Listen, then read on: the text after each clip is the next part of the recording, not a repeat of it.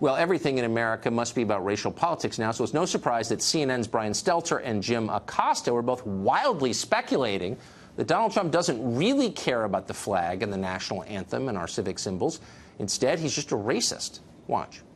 There is an unmistakable racial element to this story, and that's why I come down on the side of covering this and covering it big. The awkward subtext is a question we asked a few weeks ago on this program. Is President Trump a racist? Why is it that the president was seeming to go after African-American athletes over the weekend? He went after Colin Kaepernick at that rally in Alabama Friday night. Tom Brady did not make it here to the White House when the New England Patriots made it. There were no angry tweets from the president directed at Tom Brady or other athletes. I don't think it's a stretch to say that is a bit of a dog whistle that is being played out there.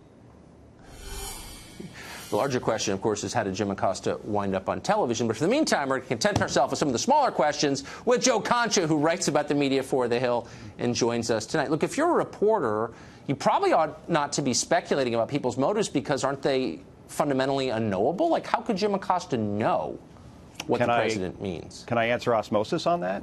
Because you could look at all of President Trump's tweets on this topic, and it's all out there. Race is not broached once. He's also verbally talked about this as well, and you don't see race broached anywhere. But since we have, again, reporters and pundits that last month were playing mental health officials when it comes to analyzing the president's sanity, now apparently we're reading minds as well as far as that goes. But just to answer Mr. Acosta when he said, why weren't there any angry tweets at Tom Brady when he didn't show up at the White House for that celebration?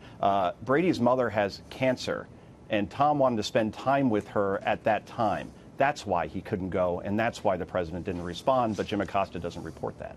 Yeah, and by the way, I was at the Redskins game last night and watched the Raiders kneel for the national anthem, and a bunch of them were white. You know what I mean? And by the way, I think the league is overwhelmingly like 70% African-American players. So is any attack on the NFL a racial attack? Is that what they're saying? Well, there appears to be this tick with our political media that all the time we insert a racial component to stories that don't warrant them whatsoever. And let me give you another example with another story. Brian Fallon is a former press secretary or a spokesperson for Hillary Clinton. He's now a political analyst for CNN. And he tweeted, and I asked your producers to put this up because I want to make this an educational experience. This is what Brian Fallon tweeted out today. Trump's racist neglect of Puerto Rico is threatening lives. It's time to start caring about the crisis there. So that's what we're dealing with now, that when a hurricane hits a U.S. territory, and we've responded, I think, pretty well, like we did with Harvey and Irma, it's racism that's working its way into this. But you were at that Redskins game last night. Good thing you watched, because not a lot of people did, Tucker. That was the lowest rated Week 3 NBC Sunday night telecast since 2006. So that's when you know that this isn't just, well, you know, some people are boycotting, they really don't care. No, this is a real problem for the NFL right now if those are the numbers that we're seeing. And I think this is correct, and it may be wrong, but I think it's right, that the teams with the most players protesting the national anthem and the flag were more likely to lose last night than to win.